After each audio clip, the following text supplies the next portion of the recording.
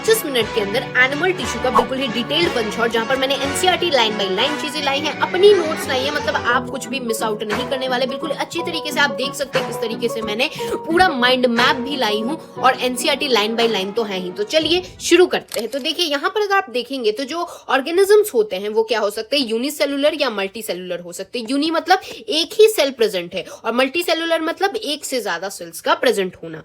यहाँ पर जो यूनिसेलुलर ऑर्गेनिज्म होते हैं ये अपने सारे फंक्शंस जैसे डाइजेशन, रेस्पिरेशन यानी सांस लेना, रिप्रोडक्शन जो होते हैं वो सब एक ही सेल से करेंगे। क्यों भाई, एक सेल का वो बना ही हुआ है, तो जो भी चीजें होंगी वो एक ही सेल से होंगी।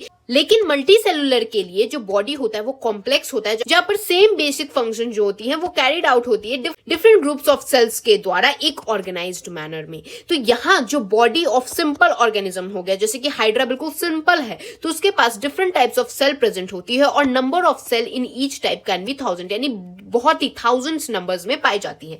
जैसे ह्यूमन बॉडी का ही आप देखेंगे तो यहाँ पर बिलियंस ऑफ वेरियस फंक्शंस यहाँ सेल परफॉर्म करते हैं।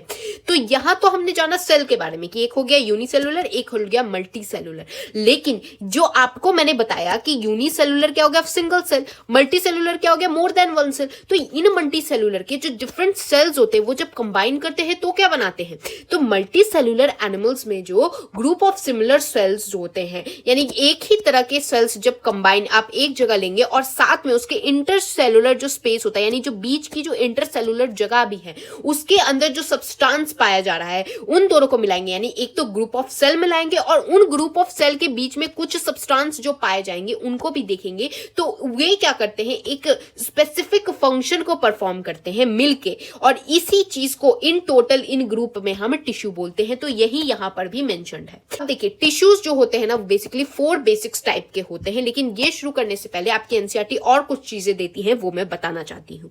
तो ये जो टिश्यूज होते हैं, ये जो आपको टिश्यूज दिखे, तो ये टिश्यूज भी ऑर्गेनाइज्ड होते हैं एक प्रपोर्शन और पैटर्न में, ताकि वो क्या बना सके, ऑर्गन्स बना सके। तो यहां तक तो हमने क्या जाना कि सेल जो है सिमिलर ग्रुप ऑफ सेल मिलके टिश्यू बनाते हैं। अब मैं क्या बोल रही हूं कि टिश्यूज का जो ग्रुप होता है वो ऑर्गेनाइज करता है एक स्पेसिफिक प्रपोर्शन में और पैटर्न में, ताकि ऑर्गन बना पाए। ऑर्गन जैसे कि स्टमक, लंग, हार्ट, किडनी वगैरह।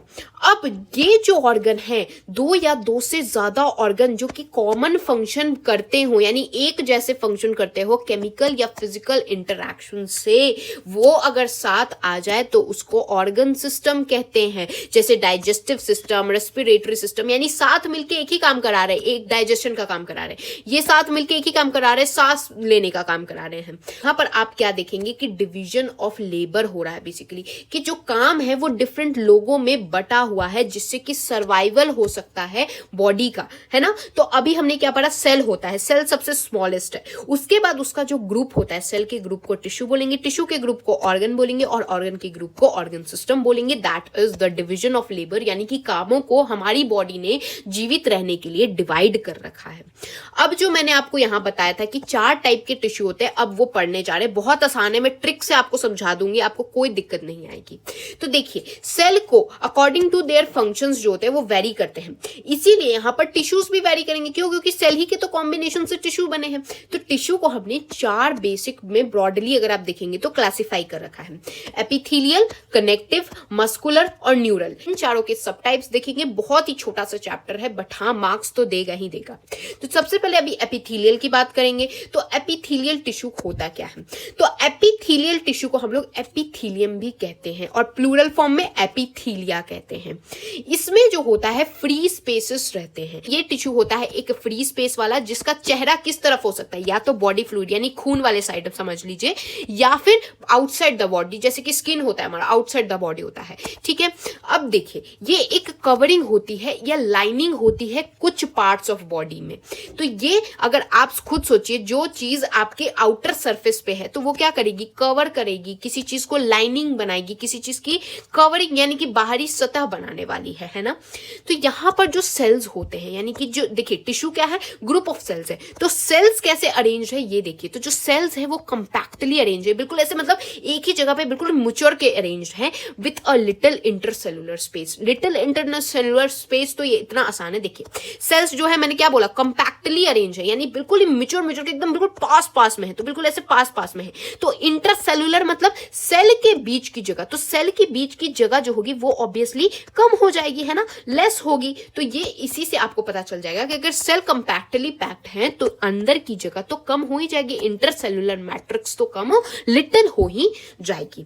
तो ये वाले एनसीईआरटी के पैराग्राफ को समझने के लिए चलिए ये वाला देखते हैं। Epithelial tissue is divided into simple and compound. जो सिंपल होता है, सिंपल है बिल्कुल, सिंगल लेयर ऑफ सेल से बना होता है, मतलब लेयर ऑफ सेल है लेकिन एक ही लेयर है। यानी देखिए बिल्डिंग्स भी होती है, एक होता है कि सिंगल फ्लोर वाली बिल्डिंग है, एक होता है कि बिल्कुल मल्टी स्टोरेज जिसमें डिफरेंट फ्लोर्स है, ऐसी बिल्डिंग है। तो सिंपल वाला क्या है, एक ही फ्लोर लेके बैठा हुआ है। और कंपाउंड वाला क्या होता है, दो या दो से ज्यादा सेल की लेयर्स प्रेजेंट होती है। ठीक है, तो सिंपल वाला कहां पर प्रेजेंट होता है, ये बॉडी कैविटी के लाइनिंग पे, डक्ट पे और ट्यूब्स जो होती है, जैसे कि ईसोफेगस है तो ये ट्यूब्स है, तो ट्यूब्स पे कहां प्रेजेंट होता है, ये सिंपल वाले प्रेजेंट होते हैं। कंपाउंड वाला जो होता है जिसमें दो से ज्यादा सेल की लेयर होती है, वो क्या करेगा, प्रोटेक्ट करेगा। आप ही सोचिए जब किसी को प्रोटेक्शन चाहिए होगी तो वो सिंगल चीज तो लेके जाएगा नहीं, तो वो क्या करेगा, दीवार भी अगर बनानी रहती है तो हम मोटी दीवार बनाएंगे, डिफरेंट डिफरेंट लेयर्स की दीवार बनाएंगे ताकि प्रोटेक्शन हो पाए। तो यहाँ पर प्रोटेक्शन पर्पस के लिए यहाँ कंपाउंड का हम लोग यूज करेंगे। जैसे स्किन का होता है, स्किन का क्या काम है, प्रोटेक्ट करने का काम है कि बाहर के माइक्रोब्स हमारी बॉडी में एंटर ना कर पाए, तो इसके लिए हम लोग कंपाउंड का यूज करेंगे। तो स्किन जो होता है वो किससे बना होता है, कंपाउंड एपिथेलियल टिश्यू से। तो कोई तो डाउट आ नहीं रहा है। अब देखिए जो सिंपल एपिथेलियल टिश्यू होता है वो भी फर्दर तीन में डिवाइडेड है, स्क्वैमस, क्यूबॉइडल और कोलुमिनार। किस बेसिस पे, स्ट्रक्चर के बेसिस पे, यानी वो कैसा दिखता है, उसका स्ट्रक्चर क्या है, इस बेसिस पे हमने फर्दर तीन में डिवाइड कर रखा है। तो don't confuse here, animal tissue जो होते हैं वो एपिथेलियल, कनेक्टिव, मस्कुलर और न्यूरल होते हैं। एपिथेलियल को भी हमने दो पार्ट, दैट इज सिंपल और कंपाउंड में डिवाइड कर रखा है ना। और उसके बाद सिंपल को भी फर्दर तीन पार्ट में हमने डिवाइड कर रखा है, दैट इज स्क्वामस, क्यूबॉइडल और कोलुमिनार। अभी नहीं, आगे जाके मैं आपको पढ़ाने वाली हूँ। ये जो क्यूबॉइडल और कोलुमिनार होते हैं ना, उनमें से जो सेक्रीशंस करते हैं ना, उन्हीं को हम लोग ग्लैंडुलर एपिथेलियम कहते हैं। तो ये आगे पढ़ेंगे, पहले तो स्क्वामस, क्यूबॉइडल और कोलुमिनार के बारे में और डिटेल में पढ़ लेते हैं। तो स्क्वामस एपिथेलियम क्या होता है, यहाँ पर सिंगल लेयर ही होगी, हाँ सिंगल लेयर ही होगी, लेकिन फ्लैटेंड होगा। मैंने आपको ट्रिक बता दिया, स्क्वामस यानी किसी ने उसको स्क्वीज कर दिया, स्क्वीज कर दिया यानी ये क्या हो जाएगा, पतला हो जाएगा, बिल्कुल पतला सा फ्लैट लेयर है, थिन लेयर है, इरेगुलर बाउंड्रीज है। यानी अगर कोई किसी को बिल्कुल ऐसे चमोड़ के बिल्कुल ही ऐसा पतला कर देगा तो वो क्या हो जाएगा, बिल्कुल ही ऐसा लुंजी पुंजी टाइप का हो जाएगा। तो ये क्या हो रहा है, इरेगुलर बाउंड्रीज। आप देख सकते हैं बाउंड्रीज कैसी है, टेढ़ी मेढ़ी बाउंड्रीज होती है। ये कहां पर आपको मिलेगी, इस तरीके के एपिथेलियम कहां मिलेगी, जो ब्लड वेसल्स के वॉल्स होते हैं वहां मिलेगी, और लंग्स के जो एयर सैक्स होते हैं वहां प्रेजेंट होती है। यहां पर इसका मेन फंक्शन क्या होगा, डिफ्यूजन का मेन फंक्शन। डिफ्यूजन बाउंड्री क्या होता है कि कोई हवा है उसको अंदर लेना या फिर हवा को बाहर भेजना, ये क्या हो रहा है, डिफ्यूजन हो रहा है। डिफ्यूजन या कंसंट्रेशन ग्रेडियंट से होता है। ठीक है, तो ये क्या हो रहा है, कहां प्रेजेंट होगा, ब्लड वेसल में प्रेजेंट होगा और एयर सैक में, यानी कि लंग्स के एयर सैक में प्रेजेंट होगा। क्यों, क्योंकि वहीं तो डिफ्यूजन की जरूरत है। ब्लड वेसल में यहाँ कार्बन डाइऑक्साइड और ऑक्सीजन जो है वो डिफ्यूज होता है ब्लड में, और यहाँ पर लंग्स के लिए एयर सैक, यानी कि लंग्स में क्या होता है, हम लोग कार्बन डाइऑक्साइड बाहर छोड़ते हैं और ऑक्सीजन क्या लेते हैं, अंदर लेते हैं। तो यहाँ भी डिफ्यूजन होगा, तो वहां क्या, स्क्वामस एपिथेलियम प्रेजेंट होगा। अब क्यूबॉइडल वाले का मैंने बताया, सेल्स क्या होंगे, क्यूब शेप के होने वाले हैं। तो क्यूबॉइडल जो होता है वो भी सिंगल लेयर ही होगा, यहां तक तो हम लोग सिंगल लेयर ही पढ़ेंगे। क्यूब लाइक सेल्स होते हैं। यहां पर ये कहां पाए जाते हैं, कॉमनली डक्ट्स ऑफ ग्लैंड्स और ट्यूबुलर पार्ट ऑफ नेफ्रॉन्स और किडनी जो होता है, जिसमें ट्यूबुलर पार्ट होता है ना, वहां ये पाए जाएंगे। इनका मेन फंक्शन क्या होगा, देखिए ग्लैंड्स और किडनी में है, किसी सेक्रीशन और अब्जॉर्प्शन के काम आएगा, मतलब जहां प्रेजेंट होगा उसका वही ना काम होगा, तभी तो वहां प्रेजेंट है। और यहां पर आप देखेंगे कि epithelium of proximal convoluted tubule, यानी जो पीसीटी होता है, किडनी में होता है बेसिकली, कहा नेफ्रॉन किडनी में, उनके पास एक माइक्रोविलाई भी प्रेजेंट होता है। माइक्रोविलाई मैंने आपको किडनी वाला एक्सक्रीशन चैप्टर पढ़ा रखा है, if you have not watched, मैं यहाँ आई बटन पे आपको लिंक दे रही हूँ, आप देख सकते हैं। तो वहां पर क्या होता है, माइक्रोविलाई भी यहाँ पर क्यूबॉइडल एपिथेलियम में प्रेजेंट होता है। आते हैं third part, that is columnar epithelium. तो कोलुमिनार एपिथेलियम जो होगा वो भी सिंगल लेयर है, लेकिन इनके पास टॉल सेल्स है, देखिए लंबे लंबे सेल्स है, सिलेंडर लाइक सेल्स है। इनका न्यूक्लियस कहाँ लोकेटेड होगा, जब इतने लंबे लंबे है तो इनका न्यूक्लियस बेस यानी नीचे के साइड बेसिकली रहता है। इनके फ्री सरफेस पे कभी कभी माइक्रोविलाइज भी प्रेजेंट रखते हैं। माइक्रोविलाई क्या होंगे, एक ऐसे फिंगर लाइक प्रोजेक्शंस होते हैं, ठीक है। तो कभी कभी इनके सरफेस पे माइक्रोविलाई प्रेजेंट हो सकते हैं। ये कहाँ आपको मिलेंगे, लाइनिंग ऑफ स्टमक हो गया, इंटेस्टाइन हो गया, उनकी लाइनिंग पे मिलेंगे। तो स्टमक इंटेस्टाइन का क्या काम होगा, तो इसका क्या काम हो सकेगा, सिक्रीशन और अब्जॉर्प्शन का काम होगा। अब देखिए, अगर कोलुमिनार और क्यूबॉइडल सेल, यानी कि ये देखिए कोलुमिनार एपिथेलियम किससे बन रहा है, कोलुमिनार सेल से बन रहा है, और क्यूबॉइडल किससे बन रहा है, क्यूबॉइडल सेल से बन रहा है ना। तो अगर इन दोनों में पास सीलिया हो, सीलिया क्या होता है, इस तरीके से hair like, tiny hair like projections अगर प्रेजेंट होते हैं कहाँ, फ्री सरफेस पे, तो उसको सीलिएटेड एपिथेलियम कहेंगे। तो कॉलुमिनार और क्यूबॉइडल में अगर स्मॉल हेयर लाइक प्रोजेक्शंस आपको देखने को मिले तो ये क्या होंगे, ये किस लिए होते हैं, ये बेसिकली झाड़ू का काम करते हैं, ऐसा समझ लीजिए। जिनका मूवमेंट ऑफ पार्टिकल, यानी कोई पार्टिकल यहाँ आके गिरा तो ये झाड़ू लगा के इस तरीके से आगे मूवमेंट करा देंगे, तो इनको क्या बोलेंगे, सीलिया बोलते हैं। इस वाले पूरे टिश्यू को क्या बोल देंगे, सीलिएटेड एपिथेलियम बोल देंगे। कितना आसान है। इनका क्या फंक्शन होगा, मैंने बता दिया, मूवमेंट ऑफ पार्टिकल्स के काम आता है। ये कहां प्रेजेंट होंगे, जहां पर चीजों को कहीं पर ट्रांसपोर्ट करना रहेगा वहां प्रेजेंट होंगे, जैसे कि इनर हॉलो ऑर्गन्स, जैसे कि ब्रोंकियोल्स में होते हैं। और फेलोपियन ट्यूब में क्यों होते हैं, क्योंकि ओवा जो होता है वो जब निकलेगा हमारी फीमेल से, तो जब ओवरी से हमारा ओवा निकलेगा तो उसको फेलोपियन ट्यूब तक पहुंचाने के लिए कौन, यही झाड़ू दे देके वो ओवा को पहुंचाएगा। कॉलुमिनार और क्यूबॉइडल में एक तो आपने पढ़ लिया क्या, सीलिएटेड हो सकता है, एक उन्हीं में से एक मॉडिफिकेशन करके ग्लैंडुलर एपिथेलियम बनता है, जिसमें अगर वो सेक्रीशन करते हैं तो उनको ग्लैंडुलर, ग्लैंड किस लिए यूज होता है, ग्लैंड यूज होता है सेक्रीट करने के लिए, कोई चीज सेक्रीट करते हैं तो उनको ग्लैंडुलर एपिथेलियम कहते हैं। तो कॉलुमिनार और जो क्यूबॉइडल वाले होते हैं वही वेरिएशंस दिखाते हैं, या तो सीलिया प्रेजेंट होगा तो उसको सीलिएटेड एपिथेलियम बोल देते हैं, या अगर वो सेक्रीशन करते हैं तो उनको ग्लैंडुलर एपिथेलियम कह देते हैं। ये भी दो तरीके के होते हैं, जैसे यूनिसेलुलर जो होते हैं उनके पास क्या प्रेजेंट होता है, आइसोलेटेड ग्लैंडुलर सेल, जैसे कि ग्लोबुलेट सेल ऑफ एलिमेंट्री कैनाल में प्रेजेंट होते हैं, ठीक है। और मल्टी सेलुलर के लिए अगर आप देखेंगे तो क्लस्टर्स ऑफ सेल प्रेजेंट होते हैं, कहां, सैलिवरी ग्लैंड में प्रेजेंट होते हैं।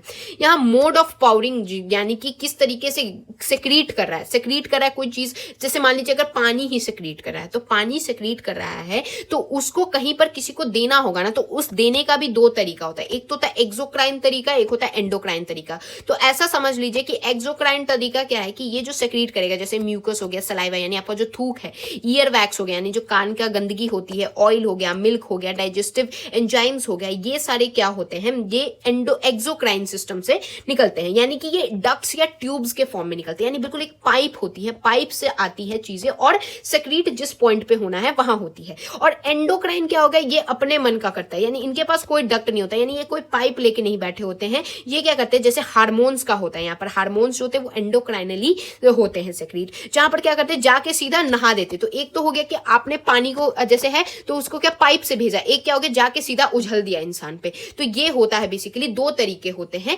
सेक्रीशन करने के, ठीक है। यहाँ पर आपकी एनसीईआरटी में डायग्राम गिवन है जहां पर ग्लैंडुलर एपिथेलियम यहाँ पर दिया है यूनिसेलुलर और मल्टी सेलुलर। यूनिसेलुलर में क्या है, एक ही सेल प्रेजेंट होगा, मल्टी सेलुलर में डिफरेंट सेल्स प्रेजेंट है। हमने कंप्लीट कर लिया है हमारा एपिथेलियल का ही सिंपल वाला पार्ट। अब कंपाउंड वाले पे चलेंगे। कंपाउंड वाला बिल्कुल छोटू सा है, तो कंपाउंड में आप देख सकते हैं मल्टी लेयर है, यानी डिफरेंट लेयर है। अभी तक हम जो पढ़ रहे थे ये लंबाई हो गया था, लेकिन सिंगल सेल का ही तो बना हुआ था, एक ही लेयर का बना हुआ था, है ना। लेकिन यहाँ पर आप देखिए, यहाँ पर मल्टी लेयर चीजें प्रेजेंट होते हैं, इसीलिए इनका जो होता है, इनका सेक्रीशन और एब्जॉर्प्शन के लिए यहाँ पर लिमिटेड रोल ही होता है कि ये सेक्रीट करेंगे चीजों को या फिर एब्जॉर्ब करेंगे। इनका मेन फंक्शन क्या होता है, प्रोटेक्शन के लिए, किससे, केमिकल या मैकेनिकल स्ट्रेस से। ये क्या करते हैं, कवर करते हैं ड्राई सरफेस ऑफ स्किन हो गया, moist surface of buccal cavity, यानी आपके मुंह का जो मॉइस्ट सरफेस होता है वहां क्या होता है, कंपाउंड एपिथेलियम प्रेजेंट होता है। फैरिंग्स हो गया, यानी आपके गले वाले रीजन को बेसिकली कह रहा है, अंदर के साइड पे। और inner lining of ducts of salivary gland हो गया, पैनक्रियाटिक डक्ट्स हो गया। तो ये इसका मेन लिमिटेड रोल ही होता है सेक्रीशन और ऑब्जॉर्प्शन के लिए ही। तो ये हो गया कंपाउंड एपिथेलियम के बारे में हमने जान लिया। अब जो सेल होते हैं एपिथेलियम के, वो एक दूसरे से जुड़े होंगे तो इनके बीच में कुछ इंट्रासेलुलर मटेरियल होता है। तो देखिए, एक सेल है, ये दूसरा सेल है, ये तीसरा सेल है, ये चौथा सेल है, ये क्या हो रहा है, आपस में जुड़े हुए हैं। लेकिन अगर आप ध्यान देंगे तो इनके ये वाले बीच में मटेरियल, इन वाले बीच में ये कुछ तो प्रेजेंट होगा, ये बीच में कुछ तो प्रेजेंट होगा, तो उस मटेरियल को इंटरसेलुलर यानी सेल के बीच में प्रेजेंट है कोई मटेरियल।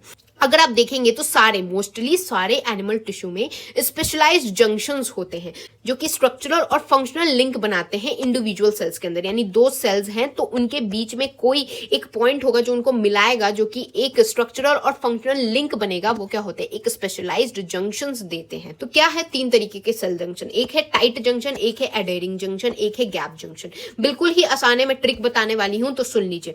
ये वाला पॉइंट का आप टेंशन मत लीजिए, यही वाले पॉइंट को मैंने यहाँ पर लिख रखा है, ठीक है। तो सेल जंक्शंस यानी सेल को अगर आपको मिलाना है तो 3 तरीके, ये तो टाइट जंक्शन जहां पर आपको लीकेज नहीं चाहिए वहां टाइट जंक्शन लगा दीजिए। अडहेरिंग जंक्शन जहां पर नॉर्मल आपने सीमेंटिंग कर दी यानी कि बिल्कुल नॉर्मल आपने ग्लू लगा के चिपका दिया।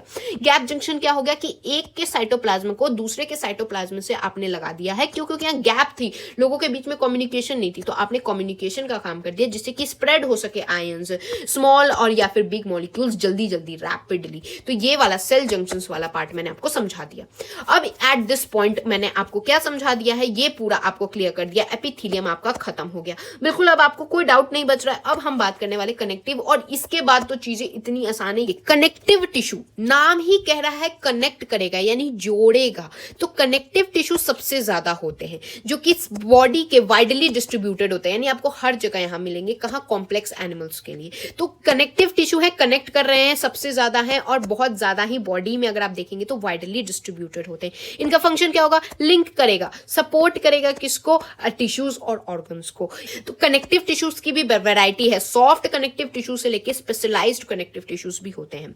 यहां पर सारे कनेक्टिव टिश्यूज, एक्सेप्शन है ब्लड का, ब्लड को नहीं कंसिडर करना है, ब्लड एक कनेक्टिव टिश्यू है, फिर भी यहां ये बात याद रखिए कि सारे कनेक्टिव टिश्यूज कुछ फाइबर्स सेक्रीट करते हैं, स्ट्रक्चरल प्रोटीन्स के, जिनको हम लोग कोलेजिन या इलास्टिन कहते हैं। तो कोलेजिन या इलास्टिन जो होते हैं वो कुछ स्ट्रक्चरल प्रोटीन होते हैं जो कि प्रोवाइड करते हैं, ये जो फाइबर्स होते हैं बेसिकली ये प्रोवाइड करते हैं स्ट्रेंथ, इलास्टिसिटी और फ्लेक्सिबिलिटी, किसको? टिश्यू को प्रोवाइड करते हैं। और क्या सेक्रीट करते हैं? मॉडिफाई पॉलीसेक्राइड्स भी सेक्रीट करते हैं जो कि सेल्स और फाइबर्स के बीच में जाके एक्यूमुलेट हो जाते हैं, यानी सेल है ये फाइबर है, इनके बीच में जाके एक्यूमुलेट हो जाते हैं, जो कि मैट्रिक्स यानी ग्राउंड सब्सटेंस का काम करते हैं। तो ये हो गया आपका किस तरीके से सेक्रीशन करते हैं, सेक्रीशन वाला पार्ट। तो जो कनेक्टिव टिश्यू होता है ना वो भी फर्दर 3 में क्लासिफाइड है, loose connective tissue, dense connective tissue और स्पेशलाइज्ड कनेक्टिव टिश्यू। तो सब बहुत आसान है। लूज कनेक्टिव टिश्यू में भी 2 पार्ट होते हैं, एल्यूलर और फिर एडिपोज। डेंस कनेक्टिव टिश्यू में भी 2 पार्ट होते हैं, डेंस रेगुलर और डेंस इररेगुलर। और स्पेशलाइज्ड कनेक्टिव टिश्यू में होते हैं कार्टिलेज, बोन और ब्लड। तो ये सब चीजें हम डिटेल में पढ़ेंगे। इस माइंड मैप से आपको बस एक ओवरव्यू मैं आपको देना चाहती हूं। तो पहले अभी लूज कनेक्टिव टिश्यू पढ़ते हैं, एरियोलर और एडिपोज के बारे में। तो लूज कनेक्टिव टिश्यूज में जैसा नाम कह रहा है, सेल और जो फाइबर्स होंगे वो लूजली अरेंज्ड होंगे। कहां पर? सेमी फ्लूइड ग्राउंड मैट्रिक्स के अंदर में। और इसका 2 पार्ट पढ़ना है, एरियोलर और एडिपोज। तो जो एरियोलर टिश्यू होता है वो आपके स्किन के नीचे के परत होती है, स्किन के नीचे के साइड होती है। ये क्या? फ्रेमवर्क, एक तरीके से आपको सपोर्ट देती है एपिथेलियम को। तो एपिथेलियम तो स्किन के ऊपर होती है ना, तो उसको सपोर्ट देने का काम ये एरियोलर टिश्यू ही करती है। जिसमें तो ये एक तो सपोर्ट का काम करती है, फ्रेमवर्क एपिथेलियम के लिए। फाइब्रोब्लास्ट प्रेजेंट होता है इनमें और माइक्रोफेजेस और मास्ट सेल्स प्रेजेंट होते हैं। ये हो गया एरियोलर टिश्यू। अब एडिपोज टिश्यू क्या होते हैं? एडिपोज टिश्यू भी बीनीथ यानी कि आपके स्किन के नीचे के साइड ही होते हैं। इनके पास स्पेशलाइज्ड होते हैं ताकि ये फैट को स्टोर कर पाए। तो एरियोलर तो हो गया कि आपको फ्रेमवर्क दे रहे हैं, है ना, लेकिन यहाँ एडिपोज जो हो रहा है वो पोज मार रहा है, पोज मार रहा है, बिल्कुल अपना मोटापा दिखा रहा है। यानी कि ये एक तरीके से स्पेशलाइज्ड होते हैं ना कि ये अपना फैट स्टोर कर सकते हैं। जैसे एक्सेस जो न्यूट्रिएंट मिला उसको अभी जरूरत नहीं है आपको, तो ये क्या करेंगे? कन्वर्ट कर देंगे और इसको फैट के रूप में स्टोर कर देंगे। तो आपके स्किन के नीचे आपको फैट भी दिखते होंगे, तो वो किसके लिए होता है? एडिपोज टिश्यू वो करता है स्टोर। और एरियोलर आपको क्या कर रहा है? ऊपर की तरफ जो एपिथेलियम है वो प्रेजेंट है, फिर अंदर के साइड एरियोलर उसको सपोर्ट दे रहा है। कैसे? इनके पास फाइब्रोब्लास्ट प्रेजेंट होता है, माइक्रोफेजेस और मास्ट सेल्स प्रेजेंट होते हैं। आपको एनसीईआरटी में डायग्राम भी गिवन है, देखिए मैक्रोफेजेस क्या है, मैक्रोफेजेस ये प्रेजेंट है, फाइब्रोब्लास्ट यहाँ पर प्रेजेंट है, कोलेजन फाइबर्स प्रेजेंट है ना। और यहाँ पर देखिए एडिपोज टिश्यू में क्या फैट स्टोरेज का एरिया प्रेजेंट होगा, यहाँ न्यूक्लियस प्रेजेंट है और प्लाज्मा की मेम्ब्रेन प्रेजेंट है। देखिए डेंस कनेक्टिव टिश्यू पे आते, तो एक तो गया लूज कनेक्टिव टिश्यू, एक हो गया डेंस कनेक्टिव टिश्यू। अब डेंस में भी 2 तरीके के हो गए, डेंस रेगुलर, डेंस इरेगुलर। तो लूज में क्या था? सेल जो था वो लूजली पड़ा हुआ था। डेंस में क्या होगा? डेंसली पड़ा होगा, यानी बिल्कुल पास पास पड़े होंगे, यानी कंपैक्टली अरेंज्ड होंगे। तो फाइबर्स और जो फाइब्रोब्लास्ट हैं वो क्या है? कंपैक्टली, बिल्कुल ये चिपके चिपके से अरेंज्ड है, जो उनको क्या बोलेंगे? डेंस कनेक्टिव टिश्यू बोलेंगे। ये जो होते हैं वो क्या? इररेगुलर या रेगुलर पैटर्न को शो करते हैं। तो यानी कि या तो रेगुलर चीजें आपको, जैसे एक पैटर्न हो गया बिल्कुल रेगुलर आपको दिख रहा है, एक हो गया बिल्कुल इररेगुलर दिख रहा है। तो ये हो गए 2 तरह के पैटर्न्स दिखते हैं। तो जब 2 तरीके के पैटर्न्स दिखते हैं तो इसी को इसलिए हमने क्या कर दिया है? 2 पार्ट में क्लासिफाइड, डेंस रेगुलर और डेंस इररेगुलर में कर दिया है। अब आपको समझ आ जाना चाहिए। तो डेंस रेगुलर में क्या होगा? जो कोलेजन फाइबर्स होते हैं वो होंगे बिल्कुल ही अच्छे से, आप देख सकते हैं कितने अच्छे से। ये क्या कोलेजन फाइबर्स क्या दिखा रहा है? ये जो आप और देख रहे हैं ना, येलो वाला पार्ट, देखिए कितनी अच्छी तरीके से अरेंज्ड है। तो ये क्या हो रहा है, कोलेजन फाइबर बिल्कुल रो में प्रेजेंट होंगे। कहाँ, मैनी बंडल ऑफ फाइबर्स, जैसे बंडल ऑफ फाइबर्स है ना, उनके आगे पीछे कैसे रोज में बीच में प्रेजेंट होंगे। तो टेंडन होता है, ये अटैच करता है स्केलेटल मसल को बोन से। तो बोन के ऊपर कुछ मसल लगी रहेगी, तो इस मसल और इस बोन को अटैच करने के लिए टेंडन यूज होता है। और लिगामेंट किसके लिए यूज होता है, एक बोन को दूसरे बोन से जोड़ने के लिए लिगामेंट का यूज होता है। ये दोनों क्या है, टेंडन और लिगामेंट्स जो होते हैं, यही डेंस वाले का एग्जांपल होता है। तो डेंस रेगुलर का एग्जांपल है टेंडन और लिगामेंट। तो जो चीजें रेगुलर हैं, डेंस हैं, वही ना इतना अच्छा स्केलेटन सिस्टम है हमारा, उसको जोड़ेंगे। अब डेंस इर्रेगुलर को देखिए, तो इर्रेगुलर में क्या होगा, चीजें ऐसी ही बिखरी पड़ी हुई हैं। इनके पास क्या होता है, फाइब्रोब्लास्ट होता है और बहुत सारे फाइब्रोज होते हैं, मोस्टली कोलेजन प्रेजेंट होता है ना। ये क्या होंगे, डिफरेंटली ओरिएंटेड है, आपको देख रहे हो बिल्कुल गंदी तरीके से ऐसे ओरिएंटेड है। ये कहाँ, स्किन में प्रेजेंट होते हैं। देखिए स्किन आपकी कैसी इर्रेगुलर सी ही होती है। तो ये हो गया आपका ये खत्म। अब स्पेशलाइज्ड कनेक्टिव टिश्यू, यानी कि कनेक्टिव टिश्यू का हमने ये लूज वाला खत्म कर लिया, डेंस खत्म कर लिया। अब स्पेशलाइज्ड कनेक्टिव टिश्यू की बात करेंगे। तो specialised connective tissue is of 3 types, cartilage, bone और ब्लड। तो कार्टिलेज क्या होता है, जैसे आप अपने ईयर वाले एरिया को देखिए, तो ईयर क्या होता है, ना ही बोन होता है, बिल्कुल मतलब आपको बोन भी नहीं लगेगा। बोन क्या होता है, बहुत ही कड़ा सा होता है, लेकिन आप अपने ईयर को छू के देखिए, बिल्कुल ही मैंडिबल सा होता है, मतलब आप ऐसे तोड़ मरोड़ सकते। तो ये कार्टिलेज का बना होता है। कहाँ प्रेजेंट होता है ना, बेसिकली इस तरीके से आप देखेंगे ना, बोन्स के बीच में, 2 बोन्स के बीच में कार्टिलेज प्रेजेंट होता है, जो फ्रिक्शन बेसिकली रिड्यूस करता है। तो इसके बारे में जानेंगे। बोन क्या होता है, बोन तो आपका सबसे प्यारा राजदुलाला, मैंने इसको 3D में भी समझा रखा है, बिल्कुल ही हर एक बोन समझा रखा है नीट पर्सपेक्टिव से। तो यहाँ आई बटन पे मैं लिंक दे रही हूँ, आप वहां देख सकते हैं। और ये अभी तो बोन में आपको समझाने भी वाली हूँ। और ब्लड क्या है, ये ब्लड वाला हम चीजें देखेंगे। तो सबसे पहले कार्टिलेज की बात करते हैं। तो कार्टिलेज क्या है, सॉलिड है, पीलिएबल है और रेसिस्ट कर सकते हैं कंप्रेशन को। तो देखिए क्या होता है, सॉलिड है ना, लिक्विड तो है नहीं आपका कान, सॉलिड है, पीलिएबल है, यानी कि आप कैसे भी तोड़ मरोड़ सकते हैं इसको। आप अपने कान को देखिए, ऐसे ऐसे घुमा फिरा के देखिए, हो सकता है। और आप कितना भी उसको दबा लीजिए, कंप्रेशन कर लीजिए, वो क्या होगा, आपको रेसिस्ट करेगा। तो कार्टिलेज क्या है, सॉलिड है, पीलिएबल है और कंप्रेशन को रेसिस्ट कर सकता है। जो सेल होते हैं कॉन्ड्रोसाइट जो होते हैं, उनकी वो एंक्लोज होते हैं small cavity with in the matrix secreted bye them, यानी कि जो मैट्रिक्स वो सेक्रीट करते हैं ना, उसी के अंदर एक स्मॉल कैविटी में वो लोग क्या होते हैं, देखिए जैसे कॉन्ड्रोसाइट जो है, कॉन्ड्रोसाइट दैट इज कार्टिलेजस सेल है, वो क्या है, एक तरीके से एनक्लोज्ड है। और यहाँ देखिए मोस्ट कार्टिलेजेस आप अगर वर्टिब्रेट्स में देखेंगे तो एम्ब्रियोज में रिप्लेस हो जाते हैं बोन्स इन अडल्ट, यानी कि बचपन में जो कार्टिलेजेस, यानी एम्ब्रियो स्टेज में जो कार्टिलेजेस हो जाते हैं, वो जब वो अडल्ट स्टेज में आते हैं तो वो बोन्स बन जाते हैं। आप वर्टिब्रेट्स में देखेंगे तो कार्टिलेज कहाँ प्रेजेंट होता है, आप अपनी नोज पे देखिए, नोज क्या होता है, बिल्कुल ऐसा पीलिएबल टाइप का होता है। तो आप तोड़ मरोड़ के देखिए, नोज मुड़ सकता है, तो वो कहते हैं tip of nose. Outer ear का जो जॉइंट होता है आप वहां देख सकते हैं। एडजेसेंट बोन्स के 2 बोन्स के बीच में होता है, वहां तो आप देख नहीं सकते, मैं इसलिए यहाँ पर फोटो भी ले आई थी। और कहां पर, वर्टिब्रल कॉलम जो होते हैं ना, उनके एडजेसेंट बोन्स के बीच में होते हैं। लिम्स और हैंड्स जो अडल्ट्स में होते हैं उनके बीच में होते हैं। तो ये हो गया आपका कार्टिलेज के बारे में। अब बोन्स क्या होता है, बोन्स हार्ड होता है, हाँ ऑब्वियसली बोन्स क्या होता है भाई, बहुत हार्ड होता है, नॉन पीलिएबल होता है, आप उसको तोड़ मरोड़ सकते हैं क्या, तोड़ेंगे तो भाई टूट ही जाएगा, तो तोड़ने की कोशिश मत करें। और ये किससे बना होता है, कैल्शियम सॉल्ट और कोलेजन फाइबर से बनता है, जो इनको स्ट्रेंथ देता है। तो कैसे स्ट्रॉन्ग है, भीम की शक्ति कैसे स्ट्रॉन्ग है इसकी, तो ये है कैल्शियम सॉल्ट और कोलेजन फाइबर के कारण। ये स्ट्रक्चरल फ्रेमवर्क बॉडी को देता है, आपकी बॉडी के अंदर बोन्स प्रेजेंट है, तभी तो आप ऐसे सीधा बैठ पा रहे हैं, नहीं तो इस तरीके से आप सांप की तरह से मुड़ते तुड़ते रहते हैं। और क्या, बोन्स जो होती है वो सपोर्ट देती है, प्रोटेक्ट करती है किसको, टिश्यूज, जो सॉफ्ट टिश्यूज होते हैं, ऑर्गन्स होते हैं, उनको बोन्स प्रोटेक्ट करने का ही काम करती हैं। जो बोन्स के सेल प्रेजेंट होते हैं दैट इज ऑस्टियोसाइट, ऑस्टियोसाइट्स जो प्रेजेंट होते हैं कहां पर, लैक्यूने जो स्पेस है उसमें प्रेजेंट होते हैं। लिम्ब बोन्स यानी जो हाथ पैर के बोन्स हो गए, long bones of the legs वगैरह हो गए। लिम्ब बोन्स का क्या मतलब होता है, हाथ के और जो पैर के लेग्स होते हैं वो बहुत ज्यादा वेट वाले होते हैं। तो देखिए जैसे थाई का लेग्स आप देखेंगे, वहां का जो बोन होता है वो बहुत ही वेट होता है, जिसका बहुत सारा वेट बियरिंग फंक्शन होता है, ठीक है। ये इंटरैक्ट करते हैं स्केलेटल मसल्स से, जिससे मूवमेंट होता है। यानी मूवमेंट कैसे होता है, ये बोन्स और मसल्स आपस में इंटरैक्ट करते होंगे तभी तो मूवमेंट होता है। और बोन मैरो जो कुछ बोन्स में होता है, तो बोन्स में, कुछ बोन्स में क्या होता है ना, जैसे बोन है, ठीक है, तो बोन जो होता है उसके बीच में एक पतली सी बोन मैरो होती है। जो बोन मैरो, कुछ बोन्स में ये प्रोडक्शन ऑफ ब्लड सेल होता है। ब्लड में क्या होता है, ब्लड एक फ्लूइड कनेक्टिव टिश्यू है, यानी कनेक्ट तो करता है लेकिन लिक्विड है, यानी फ्लूइड है, जिसमें प्लाज्मा हो, आरबीसी यानी रेड ब्लड सेल, डब्ल्यूबीसी यानी व्हाइट ब्लड सेल, प्लेटलेट्स हो जाते हैं। ये सब चीजें मैंने आपको बॉडी फ्लूइड एंड सर्कुलेशन में अच्छे से पढ़ा रखा है, तो यहाँ आई बटन में मैं आपको लिंक दे रही हूँ, ठीक है। और ये किसके लिए ट्रांसपोर्ट कराता है, वेरियस सब्सटेंसेस को, जो कि अभी हम कहाँ पढ़ने वाले 17th और 18th चैप्टर में जो मैंने पढ़ा रखा है। तो यहाँ तक हमारा कनेक्टिव टिश्यू भी खत्म हो गया है। तो अब कनेक्टिव टिश्यू खत्म होने के बाद अब हम शुरू करने वाले हैं मस्कुलर टिश्यू की। तो हमने एपिथेलियम पढ़ लिया, कनेक्टिव पढ़ लिया, अब मस्कुलर की बात करेंगे। तो मस्कुलर क्या होता है, मसल्स हैं। मसल्स जो है वो क्या होते हैं, long cylinder fibres parallelly arrange होते हैं। क्या होते हैं ना, इस तरीके से पैरेलली अरेंज सिलेंडर फाइबर्स होते हैं बेसिकली।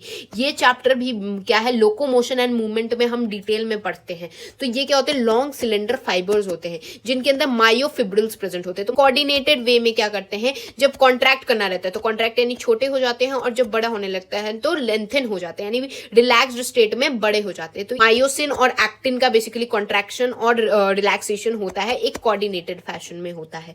यहाँ वो एक्टिव रोल करते हैं मूवमेंट ऑफ बॉडी के लिए। बॉडी की मूवमेंट में मसल्स का ही तो काम आता है। मस्कुलर टिश्यू है वो 3 तरीके, एक है तो स्केलेटल, स्मूथ और कार्डियक। चलिए एक एक करके जानते हैं। तो जो स्केलेटल मसल होता है ये closely attach to skeletal bone होगा। स्केलेटन से क्लोजली अटैच्ड है, उनको स्केलेटल मसल कहते हैं। ये क्या स्ट्रिप्ड अपीयरेंस देते हैं, यानी कि एक तरीके से ऐसा समझिए, आपने जेब्रा देखा है, जेब्रा कैसे काला गोरा, तो वो क्या स्ट्रिप्ड अपीयरेंस है। तो स्ट्रिप्ड अपीयरेंस देते हैं, यानी स्ट्रेटिएटेड अपीयरेंस देते हैं। बाइसेप्स होते हैं और बंडल्स में होते हैं। आप देखिए इस तरीके से बंडल्स में प्रेजेंट है ना। और ये एक पैरेलल फैशन में, यानी एक दूसरे के ऐसे सामने सामने ऐसे पैरेलल फैशन में अरेंज होते हैं। Several bundles of muscle fibre होता है, इनके ऊपर एक sheet of tough connective tissue इनको ऊपर से ऐसे कवर करके रखती है, जो कि चैप्टर 20 में और डिटेल में हमें पढ़ना है। ओके, फिर आता है स्मूथ मसल। स्मूथ क्या है, चीजें स्मूथ होगी। स्मूथ हो रहा है यानी स्ट्रेटिएशन तो ये नहीं दिखाएगा। देखिए यहाँ पर देखिए स्ट्रेटिएटेड दिखा रहा था, स्ट्रिप्ड अपीयरेंस दिखा रहा था, यानी काला गोरा दिखा रहा था।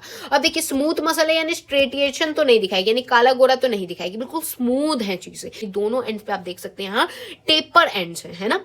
और सेल जंक्शन जो होते हैं उनको होल्ड करते हैं एक दूसरे। जो सेल जंक्शन क्या होता है, चीज से दूसरी चीज को कनेक्ट करने वाली जगह को जंक्शन कहते हैं। तो ये जंक्शन जो होते हैं वो होल्ड करते हैं उनको साथ में, और इनको ये बंडल्ड होते together in the connective tissue sheath के रूप में। वॉल ऑफ इंटरनल ऑर्गन जैसे ब्लड वेसल हो गया, स्टमक हो गया, इंटेस्टाइन हो गया, इनके पास ये वाले मसल्स होते हैं।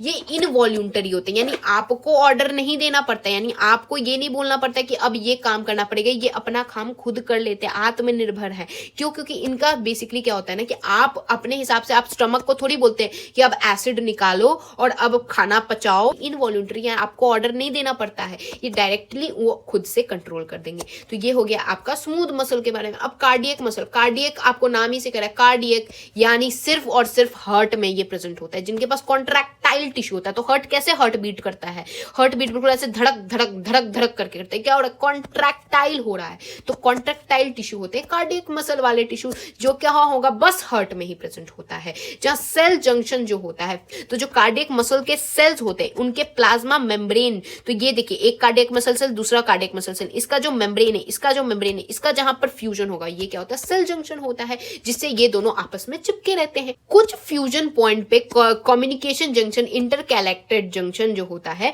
वो अलाउ करता है सेल टू कॉन्टैक्ट।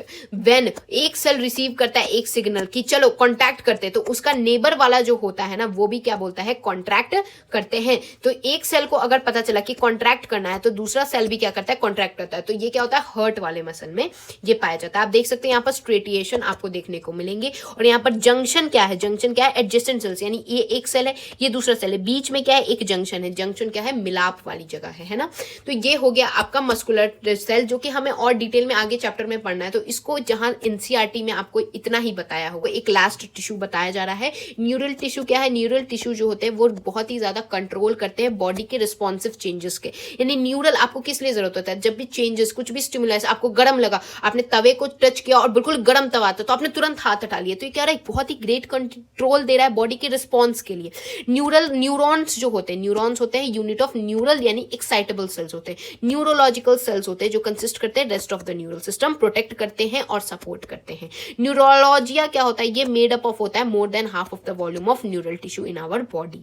किस तरीके से मैसेज पहुंचाते हैं, तो ये तो और डिटेल में आने वाले चैप्टर्स में हम पढ़ने वाले, दैट इज चैप्टर नंबर 21। लेकिन यहाँ मैं आपको थोड़ा सा बता देना चाहती हूँ कि क्या होता है। ये जैसे मान लीजिए ये है हमारा न्यूरॉन, तो तो इन न्यूरॉन क्या करते हैं ना, बेसिकली इलेक्ट्रिकल सिग्नल से चीजें को स्विफ्टली ट्रेवल कराते हैं प्लाज्मा मेम्ब्रेन से, और ये जाता है फिर न्यूरल एंडिंग के पास, फिर आउटपुट जाता है, फिर ट्रिगर करता है जिससे स्टिमुलेशन इनहिबिट होता है, फिर अगले यानी एक ये हो गया न्यूरॉन, दूसरा न्यूरॉन, तीसरा, इस तरीके से क्या होता है सिग्नल पास होते जाता है, जो कि हम लोग चैप्टर 21 में और डिटेल में पढ़ेंगे। अभी तक आपको बस इतना जानना है कि एक न्यूरल टिश्यू भी होता है जिसका बॉडी के रिस्पॉन्स में काम आता है, और ये आपको दे रखा है न्यूरॉन का कैसा डायग्राम होता है। ये देखिए सेल की बॉडी है, डेंड्राइट। तो बस यहीं तक होता है आपका चैप्टर खत्म। तो I hope you guys understood. तो meet you guys in the next video. तब तक के लिए thanks for watching and don't forget to like, share and subscribe to my channel. जय हिंद।